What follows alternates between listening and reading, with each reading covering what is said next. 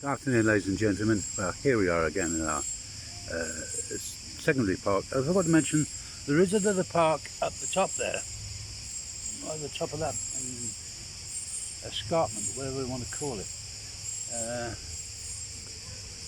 So this is just nice sitting here, cooling. I've been into town. We've had a drink. I had a Sedarita, which is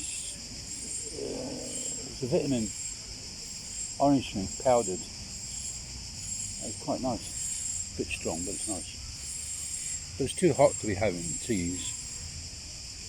The tea's supposed to keep you cool, but it doesn't. So we went and done some shopping for salads, stuff. We're having salad for dinner along with some meat.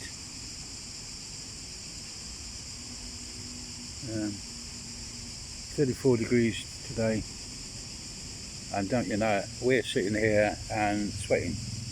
As soon as we get into the house, it's going to be pouring off us. Obviously it's cooler. Not a lot, but it's cooler than what it is outside. Then we go through the regime of making up, filling up bottles with water, putting orange juice, orange squash into them, then into the fridge for consumption during the day. I'm drinking upwards of, I think, about 4 litres in a 24-hour period, maybe more. About 4, yeah. Yeah. It's a gallon, 1 gallon. Yeah. But they tell you to drink a lot anyway. Because you're sweating so profusely, you have to drink. Yeah. Because nobody wants to be dehydrated and then Oh, no. in the hospital. Yeah. IV. No. I just wish, to be honest with you, as nice as it is, that it changed, that it became cooler or colder. It rained, thunderstormed. I'm not here on holiday. I haven't paid hundreds of pounds to come for a week or two. So I'm not bothered about the holiday makers. They don't do anything for me, they just get in our way. Don't they? Yeah. They're very rude. They stand in your way. I erupt at them, I really do. I get really mad at them. They probably don't understand English, so too bad. The thing is, they are on holidays, but they do not think about the actual locals. They just need to get around and go home. Yeah. And they're sightseeing and taking pictures, and I think half of the Korea and China have a picture of me or James. Or both. Or both, yeah. Fucking ridiculous. And our cats. I love it when we go out to feed the cats and people have come across them and they're going, oh, coo. And we just say, come here. And they look and they come running. Don't they? Yeah, they do. Because we feed them, you know.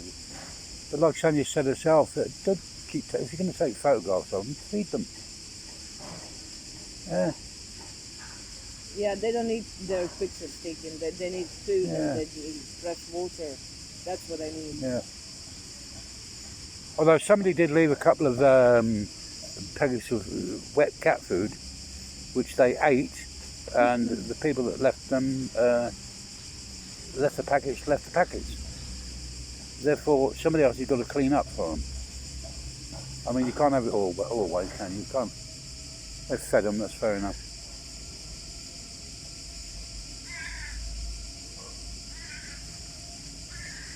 I can hear an aeroplane.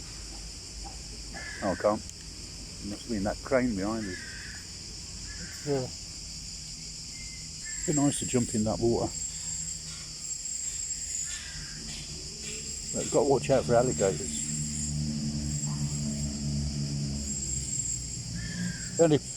Not even a predator, is it? The blue whale that you get round these waters in the Adriatic. You mean blue shark?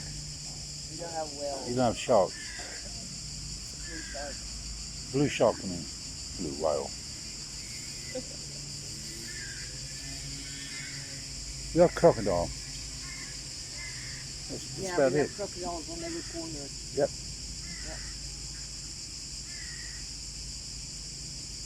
it's pleasant here. When you look around, if you take time to look at the scenery, we've got a plethora, that's a nice word, isn't it? Plethora of trees. There's a couple the same, but there's a mixture of breeds, if you like. One thing we don't have here in Zadar is squirrels. Nobody's seen a squirrel live. Sanya has. I have, yeah. Sanya saw them in London. Yeah. Hello. Fed them both. Yep, fed them all.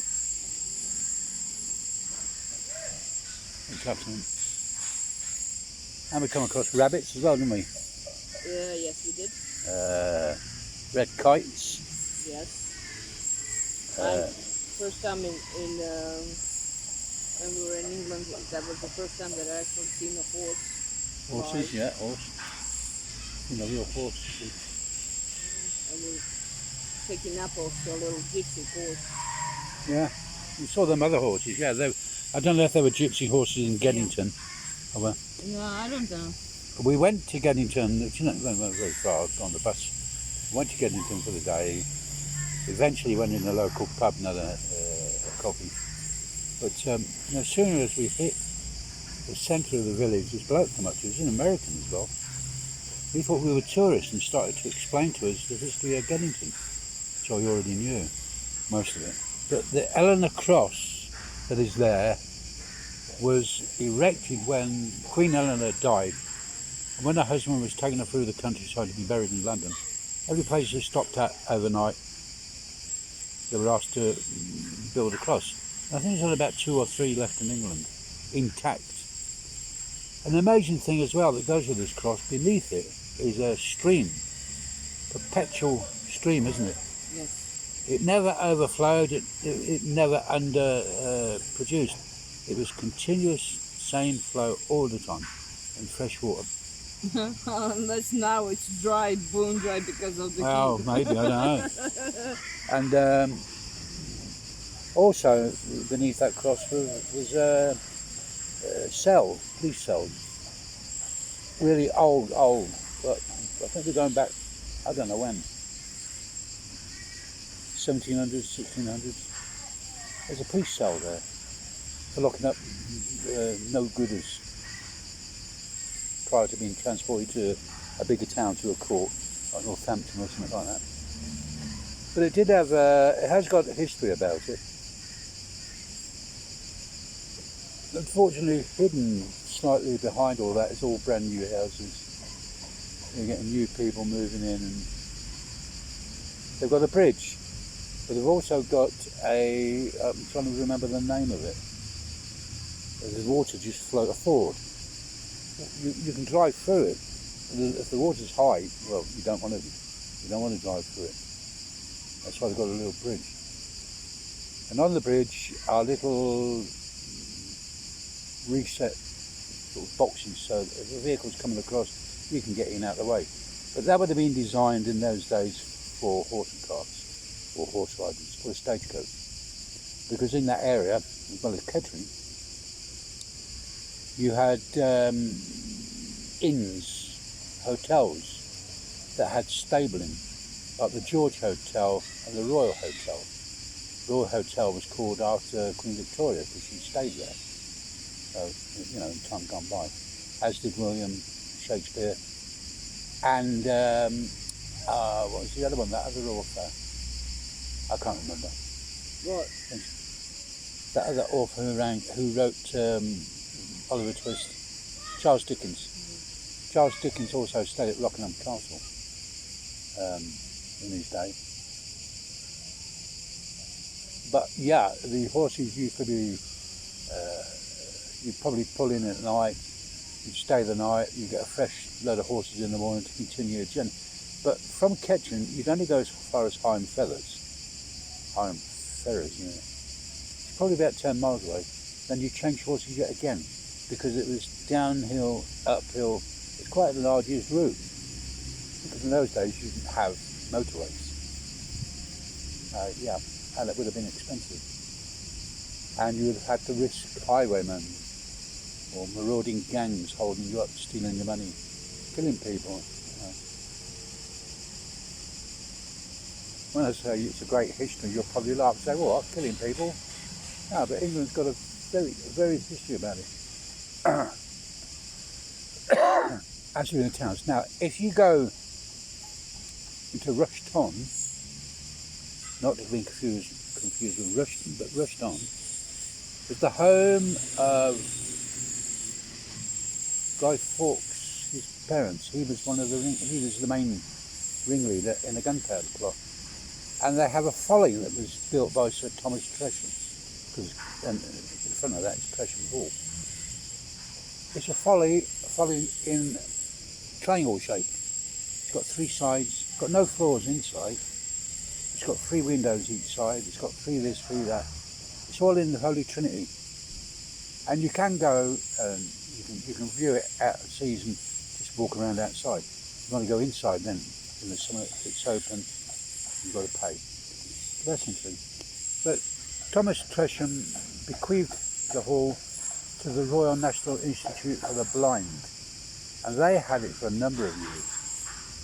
I don't know the history about why eventually they moved out altogether, but it then became a hotel, an upper class hotel. And I used to live in Rushton for a short period of time. And let's go through a bit of Pipwell. Pipwell, you'll find in the field next to the houses a ruined church, sacked by Oliver Cromwell and his men. The monks lived there, and they sacked it, broke it all up, and most of the stone that was knocked down was used to rebuild cottages around the way. And again, Rockingham Castle was built by Oliver Cromwell and his buddies. We're talking about Norman Castle. The skirt must be about 150 years old by now. But again, I've been round it. Inside, there are buildings that are more 18th century, Victorian times possibly, because the rest of it has got. You've got a street where the Sentries, well, they all lived, and they'd have a baker's, and they'd have a brewer's, so they could go up there and buy bits and pieces. And it's a magnificent castle, well worth a visit if you're in the area. But Ketching, Corby, Rushton, Wellingborough, they've all got a history in Northamptonshire. Everything, beautiful place. Anyway, I think I probably waffled on. Waffled on a bit long for some people. Yeah, 13 minutes 20 seconds. Shucks. So I'll leave that all with you. If you've got any queries, you want to be updated, or if I've made a mistake and you Googled something and you said no, that's not it, well, feel free to correct me. Anyway, thank you once again, ladies, gentlemen, children. Thank you. Thank you for watching.